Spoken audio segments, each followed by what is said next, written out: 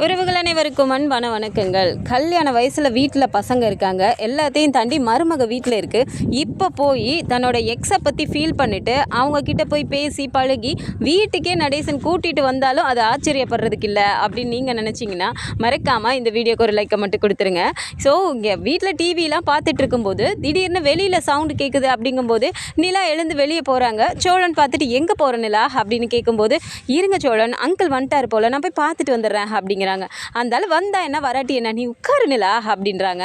இருங்க சோழன், நான் பார்த்துட்டு வந்துடுறேன் அப்படின்னு வெளியில் வந்தால் இங்கே ஒரு மாதிரி சோகமாக உட்காந்துட்டு இருக்காரு.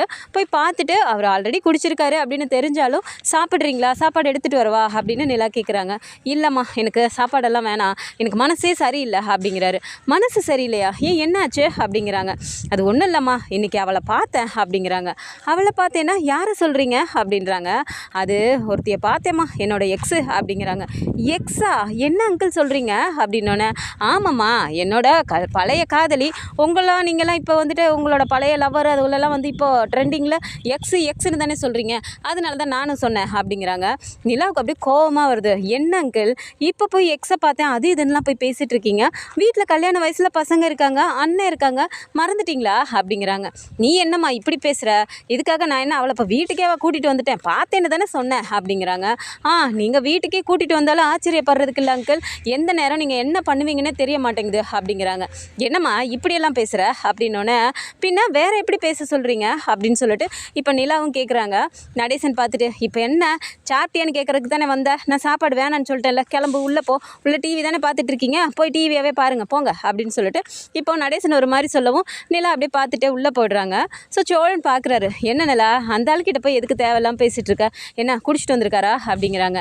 விடுங்க சோழன், ஒன்றும் இல்லை அப்படின்னு சொல்லிட்டு இங்கே நிலாவும் உட்காந்து டிவியெல்லாம் பார்த்துட்டு இருக்காங்க. ஸோ படம் முடிஞ்சதுக்கப்புறமா இப்போது பல்லவனுக்கு அப்படியே ஒரு சந்தோஷம். அண்ணி, ரொம்ப நாள் நான் ஆசைப்பட்டது இன்றைக்கி தான் நடந்திருக்கு அண்ணா, ரொம்ப தேங்க்ஸ்ண்ணே அப்படின்னு சொல்லிட்டு சோழனை ரொம்ப பயங்கரமாக சந்தோஷத்தில் கட்டி பிடிச்சிக்கிட்டு முத்தம் கொடுத்துட்டு இப்படிலாம் பண்ணும்போது சோழனை, டே போதுண்டா விடுறா, என்னடா இப்படி பாடாப்படுத்துகிற அப்படிங்கிறாங்க. அண்ணே, என்னோட அன்பை உனக்கு வெளியே காட்டுறேண்ணே, எவ்வளோ சந்தோஷமாக இருக்கேன் தெரியுமா நான் அப்படிங்கும்போது எல்லாருக்குமே சந்தோஷமாக தான் இருக்கு. சரி விடுடா பல்லவா அப்படின்னு சொல்லிட்டு இப்போது எல்லோரும் படுத்துடுறாங்க. ஸோ தூங்கினதுக்கப்புறம் இப்போது மறுநாள் காலையில் ஆகிடுது. காலையில் எழுந்து பார்த்தா இப்போது நிலா கோலம் போடுறதுக்காக வெளியே போகிறாங்க. அப்போவுமே பார்த்தா இப்போது நடேசன் அப்படியே ஒரு மாதிரி உம்முனே உட்காந்துட்டு இருக்காங்க. நிலா பார்க்குறாங்க. இவர் இன்னும் இப்படியே தான் உட்காந்துட்டு இருக்காரா அப்படின்ட்டு, என்ன அங்கிள் டீ கடைக்கு போகலையா, இங்கேயே உட்காந்துட்டீங்க, வேணா டீ நான் தரவா அப்படிங்கிறாங்க. வேணாம்மா அப்படின்ட்டு அவர் பாட்டுக்கு இப்போ ரேடியோவில் பாட்டு போடுறாரு. போட்ட உடனே பார்த்தா இப்போ சாந்தினே பாட்டு ஓடிட்டு இருக்கும்போது அவர் ஒரு மாதிரி ரசித்து கேட்டுக்கிட்டு ஒரு மாதிரி ஃபீல் பண்ணும்போது நிலா அப்படியே கோலம் போட்டுக்கிட்டே பார்க்குறாங்க. பார்த்துட்டு, என்ன அங்கிள் உங்கள் எக்ஸ் பேர் சாந்தியா அப்படிங்கிறாங்க. அட நீ புத்திசாலிமா, கரெக்டாக கண்டுபிடிச்சிட்டியே அப்படிங்கிறாங்க. நீங்கள் அந்த பாட்டுக்கு ஓவராக ஃபீல் பண்ணும்போதே எனக்கு தெரியுது அப்படிங்கிறாங்க. அப்போ நடேசனை பார்த்துட்டு, உனக்கு அதெல்லாம் புரியாதுமா, அப்போ அந்த காலத்தில் அவள் எப்படி இருந்தா தெரியுமா, ஆனால் இப்போ அவளை இப்படி ஒரு நிலமையில பார்ப்பேன்னு நான் நினச்சி கூட பார்க்கலாமா அப்படிங்கிறாங்க. நீலா அப்படியே ஒரு மாதிரி பார்த்துட்டு, சரி என்னதான் உங்கள் லவ் ஸ்டோரி சொல்லுங்களேன் கேட்போம் அப்படிங்கிறாங்க. ஏம்மா காலையில் உனக்கு வேலை வெட்டி எதுவுமே இல்லையா, கோலம் போட வந்து இல்லை போ உள்ள அப்படிங்கிறாங்க. அப்புறம் இதுக்கு மூஞ்ச உம்முன்னு வச்சுக்கிட்டு இப்படி பாட்டெல்லாம் போட்டு கேட்டுட்டு இருந்தால் வீட்டில் இருக்கவங்க கேட்க மாட்டாங்களா, நீங்கள் சொல்லுங்கள், எனக்கு வேலையெல்லாம் ஒன்றும் இல்லை அப்படிங்கிறாங்க. அது ஒன்றும் இல்லைம்மா, அவள் எப்படியோ இருந்தா, சரி எங்களுக்கு கல்யாணம் ஆகலை, நடக்க முடியல, அவள் வேற ஒருத்தனை கல்யாணம் பண்ணிட்டு அவங்க வீட்டில் பார்த்து வச்சாங்களேன்னு கல்யாணமும் பண்ணிட்டு போயிட்டா. ஆனால் இப்போ என்னடானா இட்லி கடையெல்லாம் வச்சுக்கிட்டு ரோட்டு கடையில் அவள் நின்றுக்கிட்டு இருக்கும்போது எனக்கு அப்படியே மனசே கஷ்டமாக போச்சுமா அப்படிங்கிறாங்க. இட்லி கடை வச்சுருக்காங்களா அங்கிள், இட்லி கடையா அப்படிங்கிறாங்க. ஏம்மா அப்படி கேட்குற, இட்லி கடை தாம்மா, ஆனால் சும்மா சொல்லக்கூடாது, ஆள் அப்போ அப்படி எப்படி இருந்தாலும் அதே மாதிரி இப்போ ஜம்முன்னு இருக்காமா அப்படிங்கிறாங்க. அங்கிள் என்ன பேசுகிறீங்க அப்படின்னு சொல்லிட்டு ஒரு மாதிரி நிலா வந்து முகத்தை சுளிக்கிறாங்க. இல்லைம்மா அப்படி சொல்லலை, அப்போ வயசானாலும் இன்னமும் அதே மாதிரியே இருக்கா, நல்லா மெயின்டைன் பண்ணுறாமா அப்படின்றாங்க. ஐயய்ய இவர் என்ன இப்படிலாம் பேசுகிறாரு அப்படிங்கிற மாதிரி நிலா வந்துட்டு சோழன் கூப்பிடாமே, சோழன் இந்த வரேன் அப்படின்னு சொல்லிட்டு உள்ளே போயிடுறாங்க. அப்போ நடேசன் பார்க்குறாரு, அவன் கூப்பிடவே இல்லை, கூப்பிட்ட மாதிரி நீயா உள்ளே போறியா, சரி போ அப்படின்னு நினச்சிட்டு அவர் பாட்டுக்கு உட்காந்துட்ருக்காரு. ஸோ இவருக்கு மனசே கேட்க மாட்டேங்குது. மறுநாள் நைட்டு அவங்க ஃப்ரெண்ட்ஸ் எல்லாம் அங்கே உட்காந்துட்டு இருக்கும்போது நேராக அங்கே போயிட்டு, டேய் வாங்கடா போய் இட்லி சாப்பிட்டு வரலாம் அப்படிங்கிறாங்க. அப்போ அவங்க ஃப்ரெண்ட்ஸ் பார்த்துட்டு, என்ன நடேசா, நேற்று நாங்கள் உன்னை இட்லி சாப்பிட கூப்பிட்டப்போ நைட் நேரத்தில் அதெல்லாம் எனக்கு செட் ஆகாது, நான் சாப்பிட மாட்டேன், பரோட்டா தான் சாப்பிடுவேன், அப்படி இப்படி நேற்று பேசுனேன், இன்றைக்கி என்ன நீயே வந்து இட்லி சாப்பிட கூப்பிட்ற அப்படின்னு சொல்லி கேட்குறாங்க. ஆமாண்டா, நேற்று நீங்கள் போயிட்டு சாப்பிடும்போது எனக்கே பார்க்குறதுக்கு ஆசையாக தான் இருந்துச்சு அப்படின்னு சொல்லி நடேசன் சொல்லும்போது, அது சரி, நாங்கள் இங்கிட்டு இட்லி ஆர்டர் பண்ணிட்டு இங்கிட்டு திரும்புறதுக்குள்ளார நீ ஆளையை காணாமே, நீ பாட்டுக்கு போயிட்ட சொல்லாமல் கொள்ளாமா அப்படிங்கிறாங்க. அது ஒன்றும் இல்லை, ஒரு ஃபோன் வந்துச்சு, அப்படியே வீட்டிலேருந்து ஃபோன் வரவும் நான் பேசிக்கிட்டே அப்படியே கிளம்பி போயிட்டேன் அப்படின்னு சொல்லிட்டு சமாளிக்கிறாரு. சரின்னு சொல்லிட்டு, சரி வாங்க சாப்பிட போகலாம் அப்படின்னு சொல்லிட்டு இப்போது அவங்க ஃப்ரெண்டு 2 பேரை கூட்டிகிட்டு நடேசன் அங்கேயே போகிறாரு. போயிட்டு இப்போது அவங்களே வந்துட்டு எனக்கும் சேர்த்து சொல்லிடுடா அப்படின்னு சொல்லிட்டு இங்கிட்டு தனியாக நிற்கிறாரு. 3 பிளேட் இட்லி கொடுத்துருமா அப்படின்னு சொன்னோன்னே, சரிங்கண்ணே, சிக்கன் குழம்பு ஊற்றவா மட்டன் குழம்பு ஊற்றவா அப்படின்னு கேட்குறாங்க. ஃபஸ்ட்டு மட்டன் குழம்பு ஊற்றுமா, அதை சாப்பிட்டு அதுக்கப்புறமா வேணும்னா சிக்கன் குழம்பு வாங்கிக்கிறோம், ஆனால் உன் கை பக்கம் தனிமா செம்ம சூப்பராக இருக்குது அப்படின்னு சொல்லிட்டு இங்கே பேசும்போது அவங்களும் அப்படியே ஒரு மாதிரி சந்தோஷமாக, ரொம்ப நன்றிண்ணே சாப்பிடுங்க அப்படின்னு சொல்லிட்டு போட்டு கொடுக்குறாங்க. இப்போ 3வது பிளேட்டு கொடுக்கும்போது, எங்கண்ணே 2 பேர் தான் இருக்கீங்க, 3 பிளேட்டு கேட்டிருக்கீங்க அப்படிங்கிறாங்க. இங்கே தானேம்மா இருந்தான் என் ஃப்ரெண்டு அப்படின்னு சொல்லிட்டு, நடேசா நடேசா அப்படின்னு சொல்லி கூப்பிட்ட உடனே இங்கே அவங்களுக்கு அப்படியே ஒரு மாதிரி அந்த பேரை கேட்டவுடனே அப்படியே ஒரு மாதிரி படபடன்னு வருது. அப்படியே ஒரு மாதிரி யோசிச்சுட்டு, என்னென்ன பேர் சொன்னீங்க அப்படிங்கிறாங்க. நடேசம்மா என் ஃப்ரெண்டு, என் கூட தான் வந்தான், ஆளக்கானா அப்படின்னு சொன்ன உடனே, எங்கன்னே இருக்கார் அவர் அப்படின்னு சொல்லி அவங்களும் தேடுறாங்க. பார்த்தா நடேசன் அங்கேருந்து அப்படியே ஒரு மாதிரி என்ட்ரி கொடுக்குறாரு. அப்போ பார்த்த உடனே இங்கே இவங்களுக்குமே ஒரு மாதிரி ஆகுது, நடேசனுக்குமே அப்படியே ஒரு மாதிரி ஆகுது. அந்த இட்லியை கொண்டு போய் அப்படியே நடேசன் கையில் கொடுக்கும்போது 2 பேருக்கும் அப்படியே அந்த பழைய ஞாபகம்லாம் அப்படியே பறக்குது. அப்படியே ஒருத்தர் மாற்றி மாற்றி பார்த்துக்கிறாங்க. இவங்க 2 பேருக்கும் ஒன்றுமே புரியல. என்ன இவன் இட்லியை வாங்க சொன்னால் கையில் அப்படியே பிடிச்சிக்கிட்டு 2 பேரும் மாற்றி மாற்றி பார்த்துட்டு இருக்காங்களே அப்படின்ட்டு, நடேசா என்ன பண்ணிட்டு இருக்க, இட்லியே ஆறி போயிரும் போல இருக்கு, சாப்பிடு, ஏம்மா நீ என்னம்மா உனக்கு இங்கிட்டு கஸ்டமர் இருக்காங்க நீ பாரு அப்படிங்கிறாங்க. சரிண்ணே அப்படின்னு சொல்லிட்டு நடேசனை பார்த்தாலும் எதுவுமே பேச முடியல. நடேசனும் சாப்பிட்றாரு, ரொம்ப நேரமாக சாப்பிட்டுட்டே இருக்காரு. இவங்க 2 பேரும், நடேசா என்ன இந்த சாப்பிட்றதுக்கு இவ்வளோ நேரம் ஆக்குற, நீ இப்போதைக்கு சாப்பிட்டு முடிக்க மாட்ட போல இருக்கு, நீ சாப்பிட்டு பொறுமையாக வா, எங்களுக்கு மணி ஆயிடுச்சு போகிறோம் அப்படின்னு சொல்லிட்டு இவங்க 2 பேரும் போயிடுறாங்க. இப்போ நடேசன் வேணும்னே லேட் பண்ணிவிட்டு இப்போது அவங்க கிட்ட போய் பேசுகிறாங்க. 2 பேரும் கடையெல்லாம் எல்லா வேலையும் முடிச்சுட்டு வியாபாரம்லாம் முடிஞ்சதுக்கப்புறமா எல்லாம் முடிகிற வரைக்கும் அங்கேயே நின்று கடைசியாக அவங்கக்கிட்ட பேசணும் அப்படிங்கிறக்காக வெயிட் பண்ணி பேசிட்டு வராரு. இப்போ அவங்க 2 பேரும் இப்போ கொஞ்சம் நேரம் பேசிகிட்டு இருந்துட்டு அதுக்கப்புறமா வீட்டுக்கு வராரு. வரும்போது பார்த்தா இந்த டைம் குடிக்காமல் வீட்டுக்கு வராரு. வந்தோடனே நிலா பார்த்துட்டு, என்ன அங்கிள் சாப்பிட்றீங்களா அப்படிங்கிறாங்க. இல்லைம்மா நான் நல்லா ஃபுல்லாக சாப்பிட்டுட்டு வந்துட்டேன் அப்படிங்கிறாங்க. இப்போ கொஞ்சம் தெளிவாக பேசுகிறத பார்த்தோன்னே, என்ன அங்கிள் நீங்கள் இன்றைக்கி குடிக்கல போல இருக்கு அப்படிங்கிறாங்க. அது எப்படிம்மா நான் குடிக்கலையாங்கிறத என் மூஞ்சை பார்த்தே கண்டுபிடிச்சிருவியோ அப்படிங்கிறாங்க.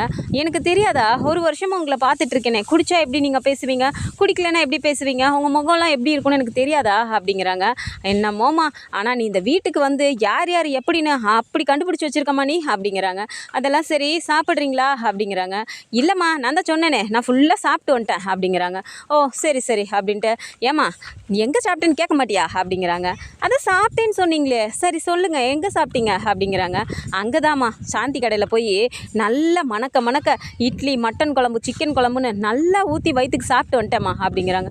ஓ உங்கள் எக்ஸுக்கிட்டேயே போய் சாப்பிட்டுட்டு வந்துட்டிங்களா நீங்கள் அப்படிங்கிறாங்க.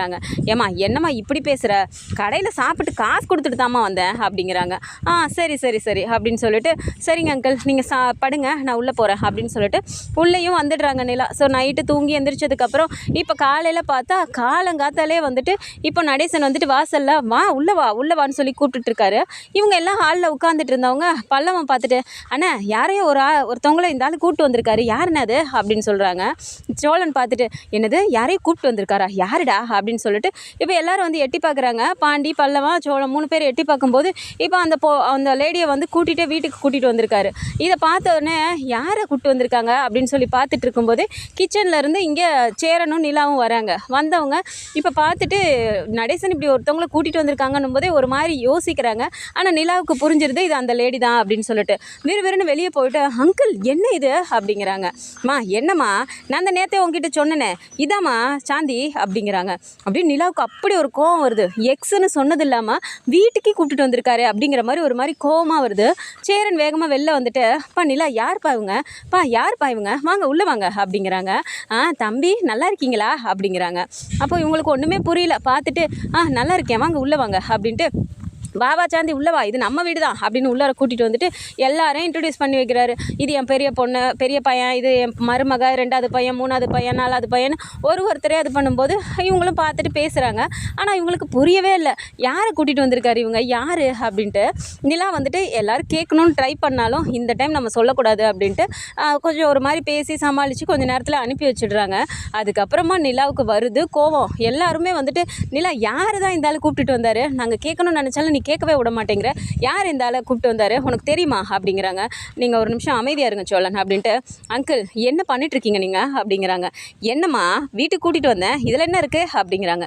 வீட்டுக்கு கூட்டிகிட்டு வந்தீங்களா, உங்களுக்கு கொஞ்சமாச்சும் அறிவு இருக்கா, வீட்டில் இத்தனை பசங்க இருக்காங்க கல்யாண வயசில், இன்னும் அண்ணனுக்கு கல்யாணமே ஆகலை, அதுவும் இல்லாமல் இப்படி வெக்கமே இல்லாமல் உங்களோட எக்ஸை கூட்டிகிட்டு வீட்டுக்கு வரீங்க அப்படின்னு சொல்லிட்டு நிலா கத்த ஆரம்பிச்சிடுறாங்க. இதை கேட்டதுமே எல்லாருக்கும் அப்படி ஒரு கோவம் வருது. சேரனா அப்படி பார்த்துட்டு, அப்பா நிலா என்னப்பா சொல்கிற, அப்பாவோட எக்ஸா அப்படிங்கிறாங்க. ஆமாண்ணே, இவர் 2 நாளாக இந்த புராணம் தான் பாடிட்டுருக்காரு, எப்போ பாரு அவங்கள பற்றி 2 நாளாக பேசிகிட்டு இருந்தார், சரி ஏதோ பேசுகிறாருன்னு சொல்லி பார்த்தா இப்போ என்னடானா வீட்டுக்கே கூட்டிகிட்டு வந்திருக்காரு அப்படிங்கிறாங்க. பல்லவனுக்கு பாண்டிக்கலாம் அப்படி ஒரு கோவம் வருது. யோ நீ தான் மனுஷன் தானா, இன்னும் அண்ணனுக்கு கல்யாணம் ஆகலையே, இன்னும் அதுக்கு நாங்கள் என்ன பண்ணணும் ஏது பண்ணணுன்ட்டு நாங்கள் ஒரு சைடு எல்லாம் ஒரு மாதிரி மண்டையை போட்டு யோசிச்சுட்டு உட்காந்துருக்கோம், நீ உன்னோட எக்ஸை வீட்டுக்கு கூப்பிட்டு வரியா, உனக்குலாம் அறிவு இருக்கா அப்படின்னு சொல்லிட்டு இங்கே பாண்டியும் பிடிச்சிக்கிறாரு.